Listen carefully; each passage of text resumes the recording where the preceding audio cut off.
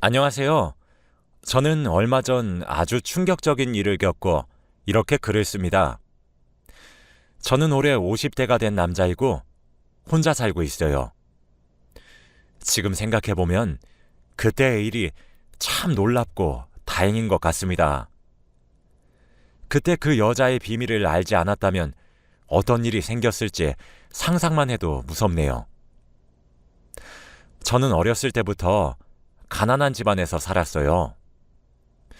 그래서 남들이 다 가는 대학도 못 가고 바로 공장에 들어가서 일을 해야 했죠.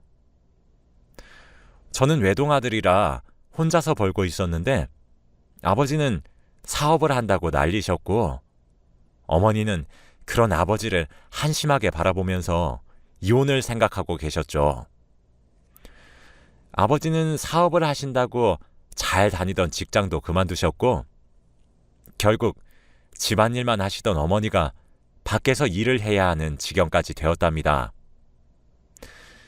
어머니는 새벽엔 목욕탕 청소를 하고 오후에는 식당 서빙 일을 하면서 생활비를 벌고 계셨죠. 저와 어머니가 악착같이 돈을 벌어오면 뭐합니까?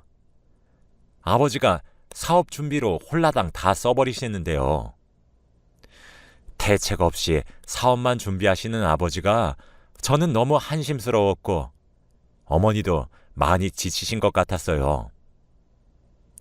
제가 돈이 없으니 친구들과 약속을 잡을 수도 없었고 그러면서 자연스레 친구들과도 멀어졌습니다. 당연히 여자친구도 만들 수 없었죠. 제가 한창 힘들 때 주위에 아무도 없고 의지할 사람이 없으니까 제가 이렇게 된 게 다 아버지 탓 같더라고요. 그래서 최대한 돈을 벌어서 독립을 하자고 꿈꿔왔습니다. 저는 매일같이 새벽에 출근해서 밤새 일을 하고 집으로 돌아왔고 집으로 오면 항상 어머니와 아버지는 한바탕 싸우셨는지 온 집안의 물건이 나뒹굴었죠. 저는 밤늦게 들어가면 그 물건들을 다 치우고 자야 하는 게 일상이 되었고 부모님께서 사이가 좋지 않으시니 이혼을 생각하고 계셨던 것 같아요. 아버지가 가망 없는 사업을 계속 하시다가 망하시고 어머니는 매일같이 사업 뒷바라지를 하시는 걸로 매일 싸우셨고 제 예상처럼 얼마 지나시지 않아 두 분은 이혼을 하셨습니다. 이혼을 하고 어머니는 집을 나가셨고 집에는 저와 아버지 둘이서 살게 되었죠. 어머니는 집을 나가기 전 저에게 조용히 다가오셔서 손을 꼭 잡았습니다. 그러고는 아들, 엄마가 사실 네 아버지 사업 비용 너한테 부담될까봐 이혼 못하고 있었는데 엄마도 이제 많이 지친다. 악착같이 돈 벌어오면 아버지가 훌훌 써버리고 이제 네 아버지도 정신을 차려야 돼. 돈 벌어오는 사람 있고 쓰는 사람 따로 있니? 그러니까 너도 정신 바짝 차리고 아버지가 돈 달라고 하면 절대 주지 말고 네가 하고 싶은 거 하고 살아. 여자도 만나고 옷도 사 입으면서. 알겠지? 엄마 보고 싶을 때마다 연락하고, 응? 어머니는 자신의 경험을 이야기하시면서 저에게 절대 아버지 사업 비용을 빌려주지 말라고 하셨고 저도 그럴 생각이었기에 아버지의 부탁을 거절하는 건 쉬울 줄 알았어요. 그런데 제 예상과 다르게 아버지의 부탁을 거절하기에는 쉽지 않았습니다. 저에게 애걸복걸 하시면서 아들, 이 아비 한 번만 살려다오. 이번 건은 진짜 대박 날 거라니까. 아버지가 이렇게 돈 빌리고 망하면 3배로 갚을게. 응? 제발. 아버지 얼른 사업 성공해서 네 엄마 데리고 와야 돼. 아버지가 그렇게 저한테 애절하게 부탁하시니 저는 거절할 수 없었고 처음이자 마지막으로 아버지에게 사업 비용을 빌려줬습니다. 사실 저도 아버지의 사업이 성공해서 어머니가 집으로 돌아오길 바랬거든요. 그런데 이게 웬일인가요? 아버지의 사업은 대성공이었습니다. 어머니가 돈을 그렇게 빌려주었을 때는 매일같이 망하시더니 딱 한 번 빌려준 그 사업 자금으로 아버지의 사업은 정말 대박이 났어요. 많은 사람이 아버지에게 투자하겠다고 저희 집 현관문을 매일같이 두드렸고 아버지와 저는 한순간에 돈방석에 앉게 되었죠. 너무 얼떨떨하고 당황스러워서 이 상황이 이해가 되지 않았고 뭘 어떻게 해야 할지 모르겠더군요. 우선 아버지는 회사를 차려서 정식적으로 사업을 키워나가기 시작했고 저는 한순간에 아버지 회사의 대표이사가 되었죠.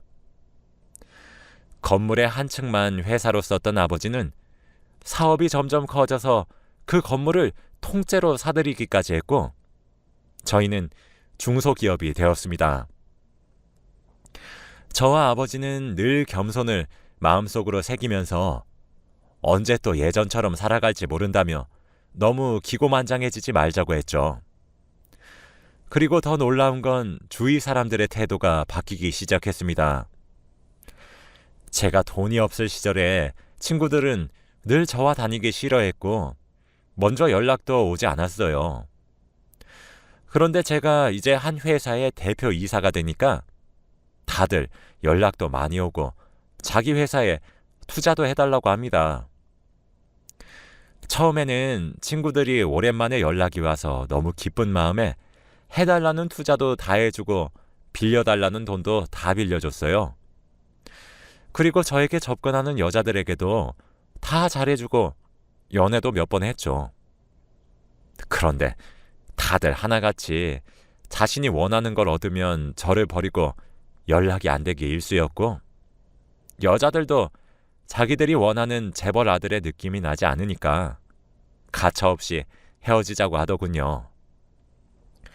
저는 옛날에 가난했던 기억들이 아직도 생생해서 사치도 부리지 않고 차도 국산차를 타고 다닙니다. 물론 집도 이사를 가지 않고 살던 집에서 아버지와 함께 살고요. 저는 이렇게 살면서 전혀 불편한 거 없이 잘 사는데 주위 사람들은 다 예상과 제가 다르니까 쉽게 떠나버리더군요.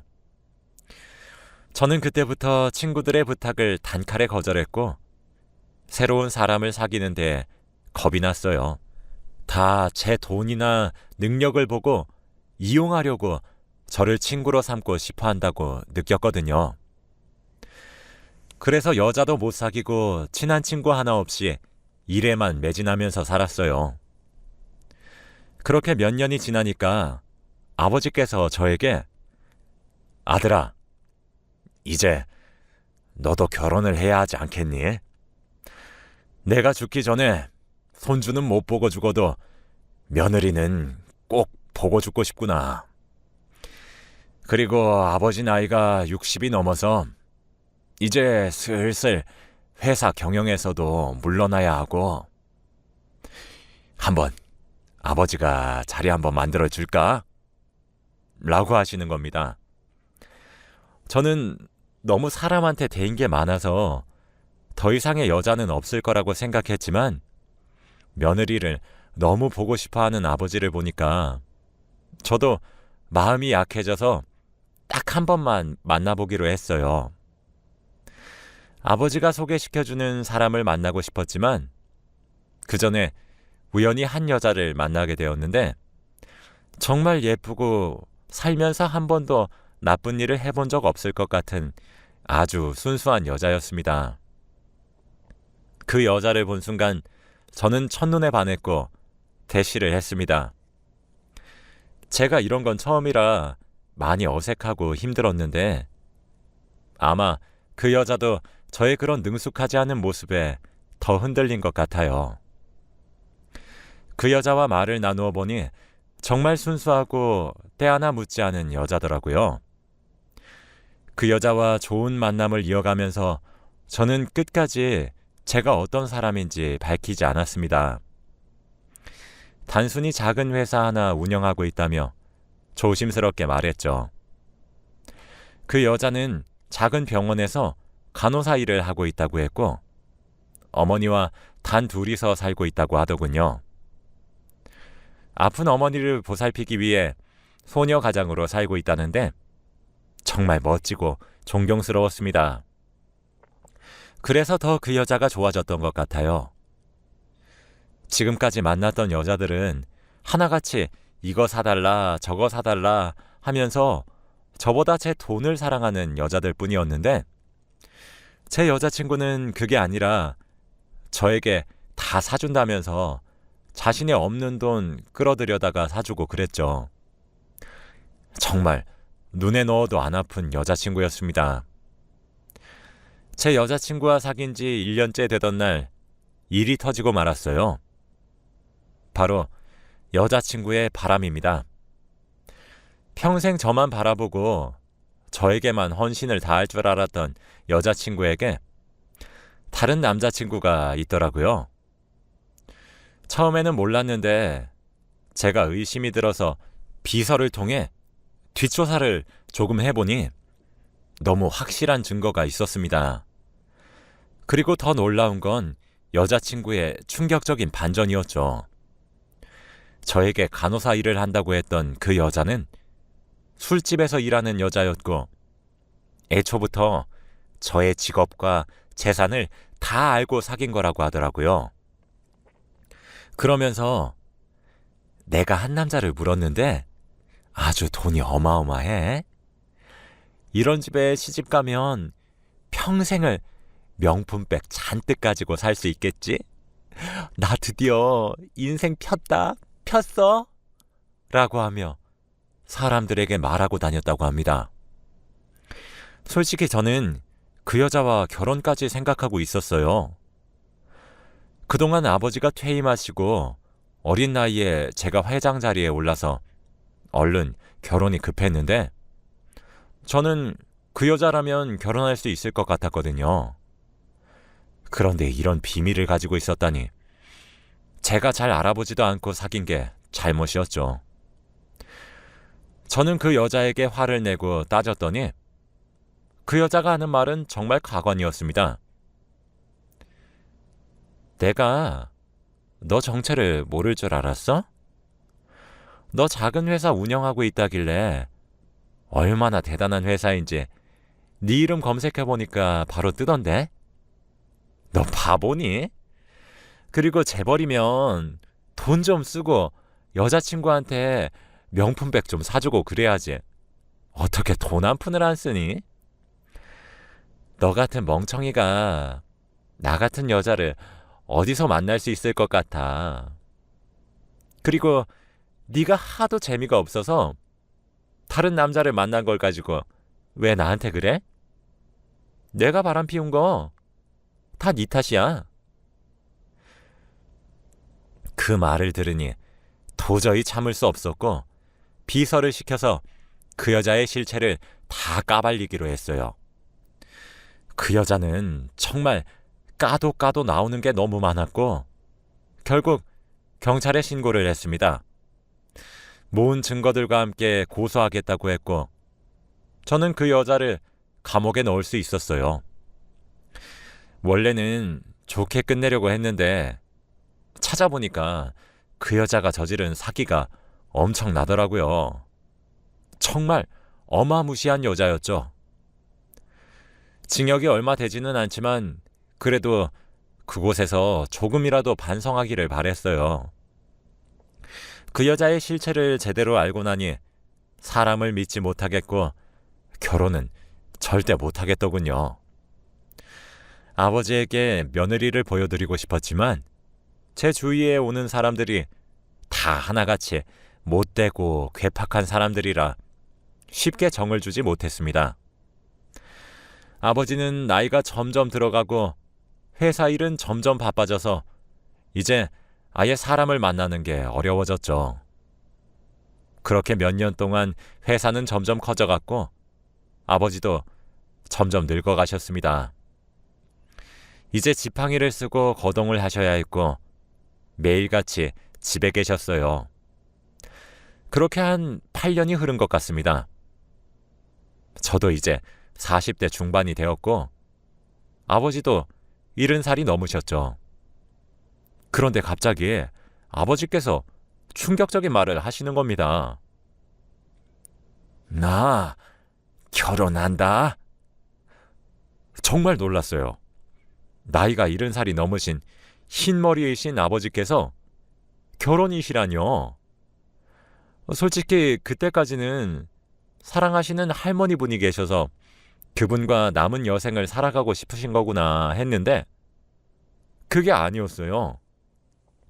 아버지와 결혼하겠다고 한 사람은 바로 30대 후반이었습니다.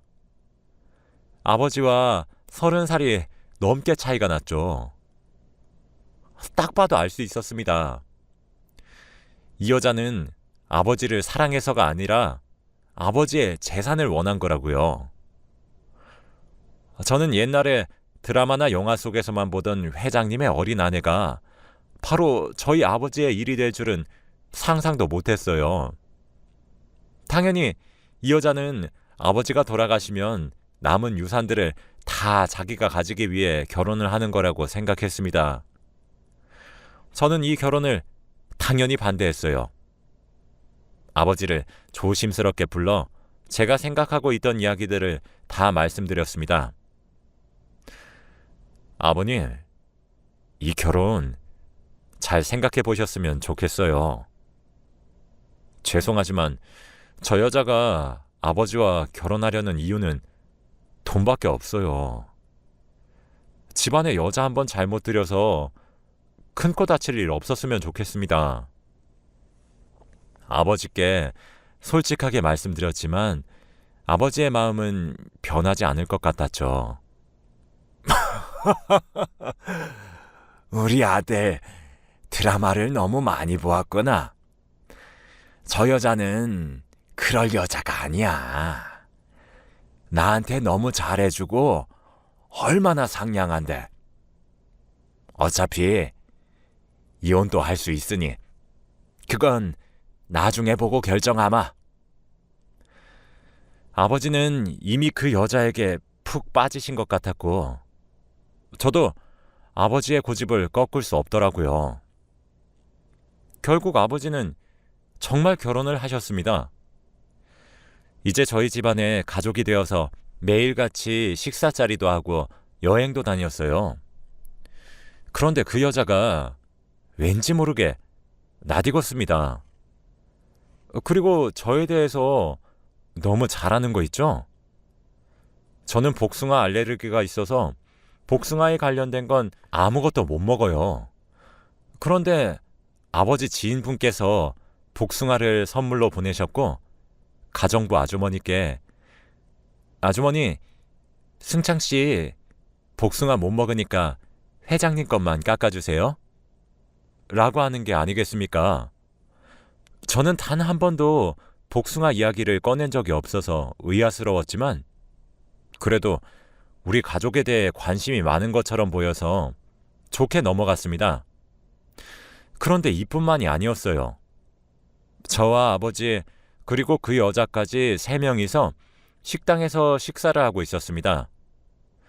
그런데 후식으로 복숭아 푸딩이 나왔고 저는 음식을 손에 대지 않고 있었죠. 제가 복숭아 알레르기가 있는지 모르는 아버지는 왜 먹지 않냐고 물었는데 제가 대답하려는 순간 그 여자가 에이, 여보도 참 우리 승창씨 복숭아 알레르기 있잖아요. 라고 하더군요. 그런데 아버지는 나도 모르는 우리 아들의 알레르기를 여보가 어떻게 알아요? 남들이 보면 여보랑 우리 아들이랑 부부인 줄 알겠네. 라고 하셨습니다. 저는 절대 아니라고 손사래까지 쳤지만 그 여자는 좋은지 웃으면서 아무 말도 하지 않더군요. 그리고 몇 분 뒤 갑자기 제게 슬며시 장난을 걸어오는 게 아니겠습니까? 아버지도 저희가 그러고 있는 걸 눈치챘는지 둘이 무슨 장난을 그렇게 치는가? 라고 묻더라고요. 저는 아버지께 쓸데없는 의심을 사고 말았고 그 여자는 왠지 모르게 당황하는 눈치가 아니었습니다. 저는 집으로 돌아와서 그 여자를 불러서 이야기를 나누었어요. 아까 왜 그러셨어요? 아버지 계시는데 장난이 너무 심한 거 아니에요? 내가 누군지 모르겠니? 그 여자는 제가 한 말에 대답하지 않고 쓸데없는 말을 하기 시작하더라고요. 아까 와인 몇 잔 먹었다고 취하신 거예요? 그쪽이 누구라뇨? 저희 아버지의 아내분이시잖아요. 아니, 그거 말고 나 어디서 본 적 있는 것 같지 않아? 저는 그 여자의 얼굴을 뚫어지게 쳐다보았고 갑자기 그때 한 여자의 얼굴이 떠올랐습니다. 혹시 나한테 사기친 알아보는구나? 그래, 나야. 네가 감옥에 넣은 여자. 저는 정말 놀랐어요. 그때 이후로 몇 년이나 지났으니 그 여자는 출소하고 다 남았을 텐데 관심이 없어서 어디서 뭐하고 사는지 조사를 안 했었거든요. 그리고 얼굴도 너무 달라져서 못 알아봤는데 알고 보니 또 출소 후 사기쳐서 번 돈으로 얼굴을 전부 다 성형했더라고요. 드디어 날 알아보는구나. 처음부터 날 못 알아봐서 너무 섭섭했지 뭐야. 내가 그때 너 때문에 깜빵에서 몇 년 버린 거 생각하면 자다가도 벌떡 일어나. 내가 너희 아버지한테 접근한 이유가 뭘 것 같아? 내가 너 회사도 뺏고 돈도 뺏고 다 할 거야. 각오해.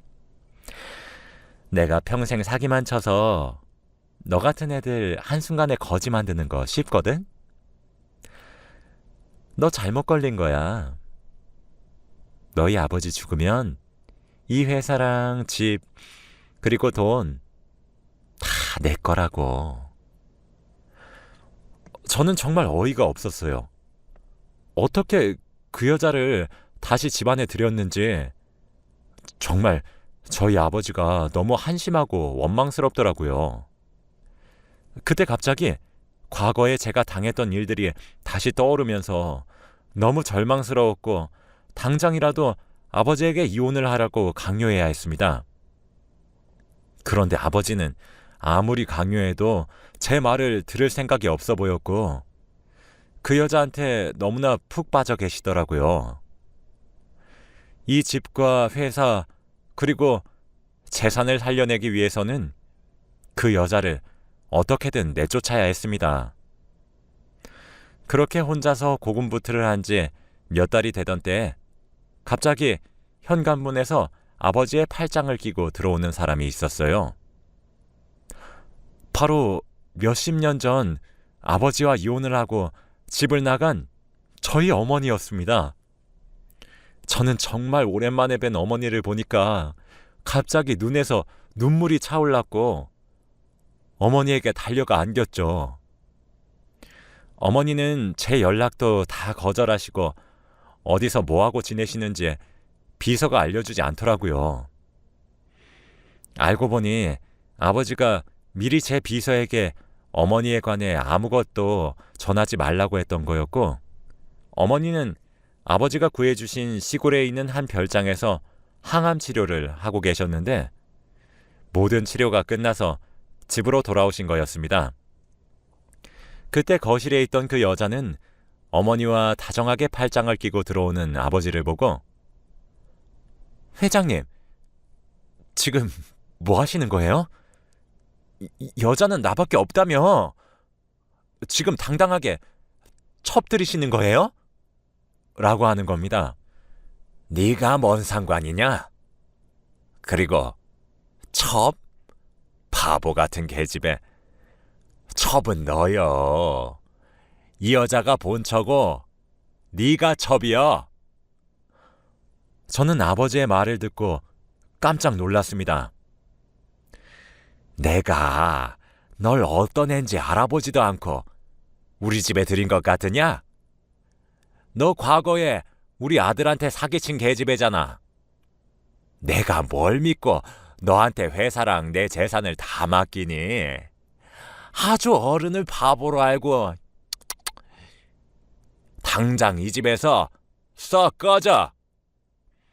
그 여자는 갑자기 소리를 치면서 나 절대 안 나가. 내가 이 집안 사모님이라고. 하며 떼를 썼고 결국 경비원들이 그 여자를 내쫓았습니다. 그리고 오랜만에 세 사람이 모여서 거실에 앉아서 이야기를 나누었어요. 아버지, 도대체 어떻게 된 겁니까? 아들, 내가 예전에 말했잖니. 사업 꼭 성공해서 네 엄마 다시 데려오겠다고. 그리고 성공하자마자 너희 엄마한테 달려가서 하루 종일 빌었지. 다시 돌아와 달라고. 그런데 그때 알았다. 너희 엄마가 암이라는 거. 내가 최선을 다해서 우리 아내 병간호도 해주고 치료비도 내주면서 다시 우리 부부는 합칠 생각을 하고 있었어. 그런데 그때 비서한테 네가 여자를 잘못 만났다는 이야기를 들었다. 부모로서 그런 애들을 보고만 있을 수 없었기에 아버지가 이번엔 제대로 계획을 했지. 그 여자 이제 내가 고소했으니 감옥에 아마 평생 있다가 나올 거야. 출소하고 사기친 게 워낙 피해자도 많고 규모도 커서 무기징역은 나올 거다. 아들, 아빠와 엄마는 며느리 필요 없으니 우리 아들이 상처 안 받고 평생 행복하기만 하면 좋겠다. 우리 회사를 잘 부탁해, 아들. 그 여자를 집에 들인 게 바로 아버지가 계획한 일이라고 했을 때 그때 느꼈어요. 아버지의 위대함을요. 그리고 아버지는 세상에 여자는 어머니밖에 없다고 말했습니다. 어머니도 아버지가 몇 년 동안 아픈 자기를 간호해주고 위해주었을 때 진심을 느꼈다고 해요. 그렇게 저희 세 명은 예전보다 더 화목한 집안에서 살고 있습니다. 이제 아버지도 마음 편히 회사 일에 손을 떼셨고 어머니와 함께 여행도 다니면서 남은 여생을 살고 계세요.